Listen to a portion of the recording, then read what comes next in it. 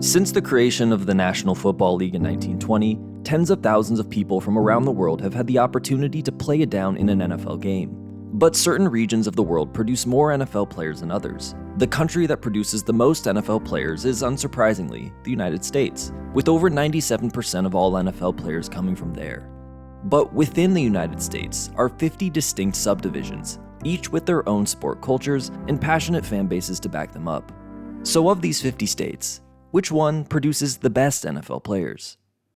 Determining the best players in football is highly subjective. Given the differing skill sets at each position, it's hard to form an objective ranking when you're comparing quarterbacks to kick returners. Most media outlets use a combination of statistics, reputation, and individual awards to form their rankings. But at the end of the day, these lists are still subjective. I wanted to come up with a formula that at least attempts to remove some of the subjectiveness from the equation, which led me to this: a weighted formula that combines Pro Bowl and All-Pro selections to assign a number representative of a player's quality in the NFL. Essentially, it's a score that indicates roughly how much high-quality output a player generated during their careers. Now, I'll be the first to admit that this formula is a gross oversimplification of determining NFL talent. It doesn't factor in postseason success, it groups all players who have never made a Pro Bowl or All-Pro team into one category, and the very nature of who receives these two awards is subjective. But these two awards are also the only two individual awards that every player at every position on any team has a fair shot at achieving.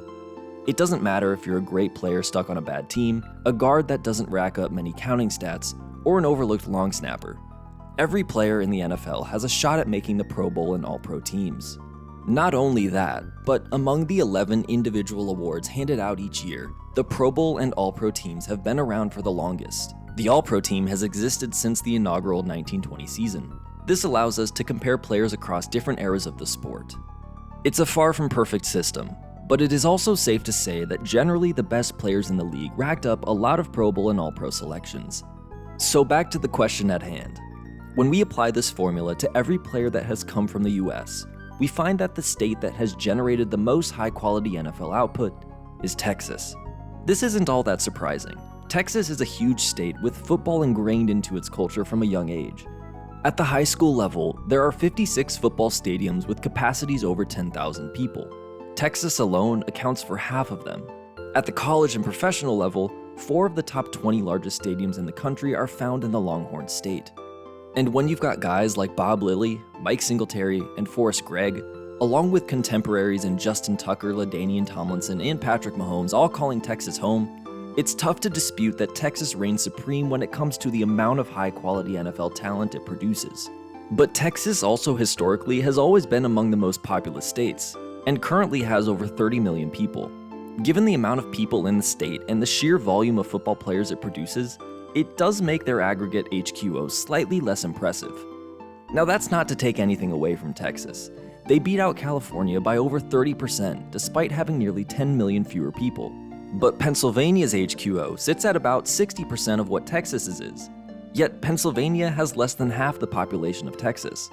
Is Texas inherently a better producer of high-quality NFL output simply because they're more populated? That's up for debate.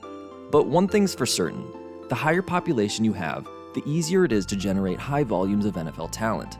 The top 6 states in this ranking belong to 6 of the 7 most populous states in the country, with Florida, Ohio, and Illinois rounding out the top 6. Clearly, aggregating HQO creates a bias favoring more populated states.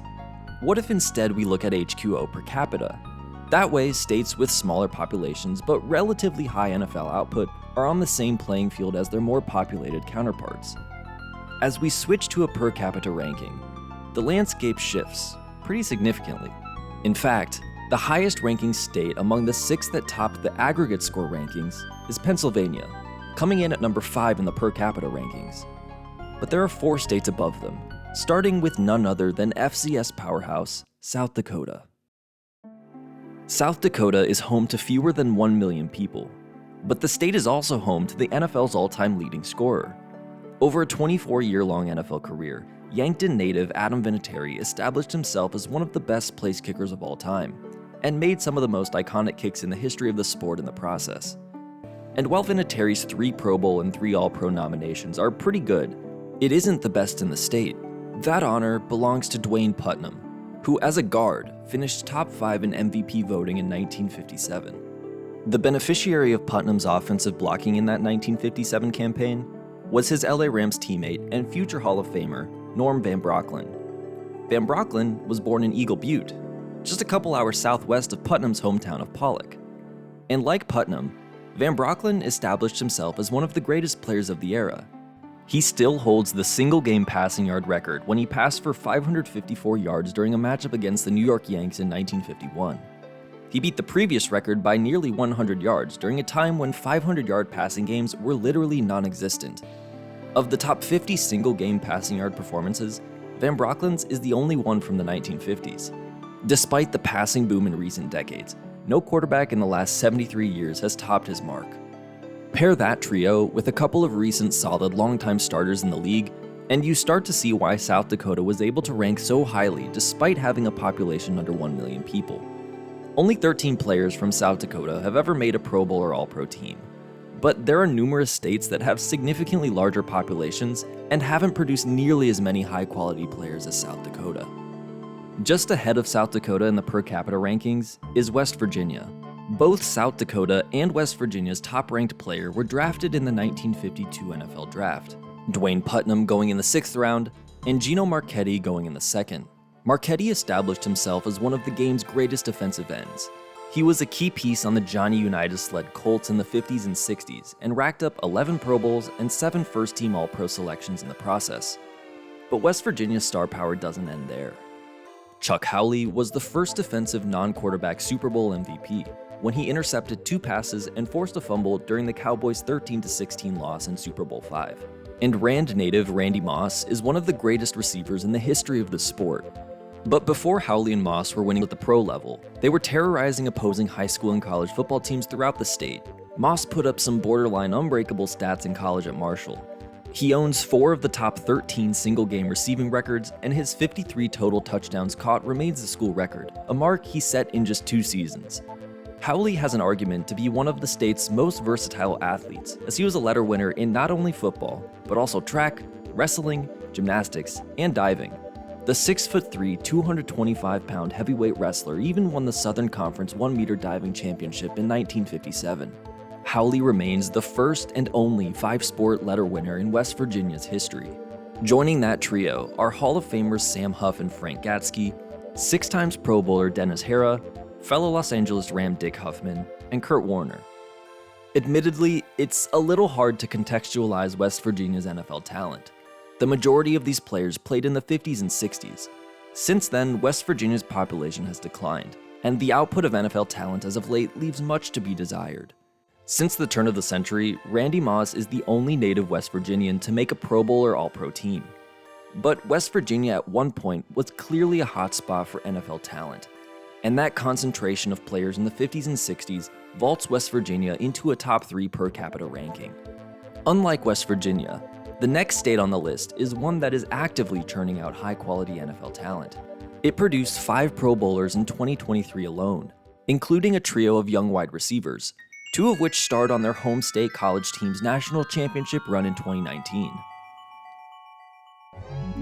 Louisiana has produced some of the best NFL players of all time. You've got semi-recent stars like Peyton Manning, Ed Reed, and Marshall Faulk, along with older generation Hall of Famers like Terry Bradshaw, Jim Taylor, and Willie Davis. Louisiana is teeming with high-quality NFL talent, and has been for decades. In total, 131 players from Louisiana have been named to a Pro Bowl or All-Pro team, with over a quarter of them coming specifically from New Orleans. The Big Easy is a hotspot for NFL talent. In addition to the aforementioned Manning and Faulk, New Orleans has produced Tyrann Mathieu, Reggie Wayne, Patrick Surtain, Odell Beckham Jr., Alan Faneca, and Aeneas Williams to name a few. To have such great players come out of a city that really isn't all that big, New Orleans is an anomaly. New Orleans alone has produced more Hall of Famers than most states have. And Louisiana doesn't just excel at the professional level. In the current high school football rankings, Louisiana's 16 ranked teams trails only Ohio, California, Georgia, Texas, and Florida, all states with more than double the population. Clearly, Louisiana has football ingrained into its residents from a young age, and that same culture has embedded itself into Louisiana's eastern neighbor. because Mississippi's roster is arguably even more impressive in relation to its population. From offensive skill position players like Deuce McAllister, DK Metcalf, and AJ Brown, to stout defensive anchors in Demario Davis, Fletcher Cox, and Chris Jones, Mississippi's NFL talent runs the gambit. And there's no shortage at quarterback either, with Steve McNair and Brett Favre leading the Mississippi quarterback room. Like South Dakota and West Virginia, Mississippi does skew toward the earlier years of the sport. Billy Shaw, Willie Brown, and Walter Payton all debuted in the 60s and 70s. But if you're familiar with Mississippi football, you'll know that someone is missing. A 13-time Pro Bowler, 10-time All-Pro First Team, 6'2" wide receiver, who many consider to be one of the greatest football players of all time. Jerry Rice grew up in Crawford, Mississippi, a town with a population of about 600 people. He initially didn't play football in high school, but one day the assistant principal caught him skipping class and was so impressed by Rice's getaway speed that he notified the football coach and offered him a spot on the roster. Rice would go on to star on that high school football team, catching an estimated 30 touchdowns over his senior season. But the small size of Rice's high school led most college programs to pass up on him. Ultimately, he spent 4 seasons at Mississippi Valley State University and set school records for receiving touchdowns and yards in his career. By the time he retired, he'd set those exact same records at the professional level too. His 197 career touchdowns is 41 ahead of the aforementioned Randy Moss, and he leads by a wide margin in almost every major relevant receiving category. His resume strengthens Mississippi's case to be crowned the best producer of NFL talent. Given the state's population of 2.9 million people is right around that of Kansas, Nevada, and Iowa, Mississippi's density of NFL talent outpaces all other similarly sized states. And per capita, Mississippi produces more high-quality NFL players than any other state in the country. But the story doesn't end there. You see, the United States is comprised of not only states, but also territories and a federal district, all of which are capable of producing NFL players too. While Mississippi might be the state with the highest density of NFL talent, there are other entities within the US that beat them. Some do so at a rate that eclipses all other states that have come before them.